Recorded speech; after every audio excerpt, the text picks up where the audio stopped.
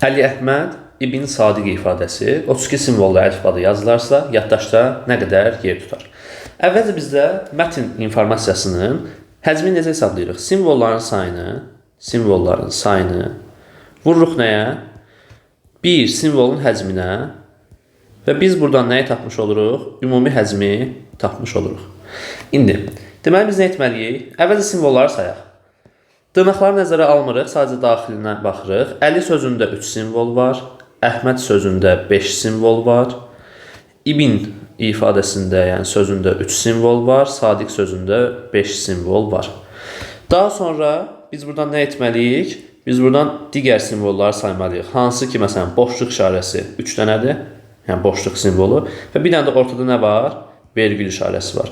Bunların hamısının cəmimizdə 20 simvol edir. Deməli, ümumilikdə simvol sayım nə qədərdir? 20 simvol. Mənim 20 dənə simvolum var. Sonra baxaq, bir simvol bizdə nə qədər yer tutur. Bunu haradan bilirəm? Baxın, burada məndə əlifba verilib. Deyir ki, mən bunu istifadə edərkən, mən bu ifadəni yazarkən 32 simvollu əlifbadan istifadə eləmişəm. Bu zaman nə edirəm? Hartli düsturum var idi mənim. 32-ni bərabər edirəm 2-nin qüvvətinə, yəni ki, 2 üstü 5-ə. Əgər ki, məndə ümumilikdə simvol sayı və ya da element sayı hər nə olur olsun 32-dirsə, bizə nə deməli? Onların hər biri 5 bit yer tutur. 5 bit yer tutur. Deməli, 20 simvolum var, hər biri 5 bit yer tutursa, ümumi həcm nə qədər edir? 100 bit edir. Və yekun cavab olaraq da D variantını götürürük.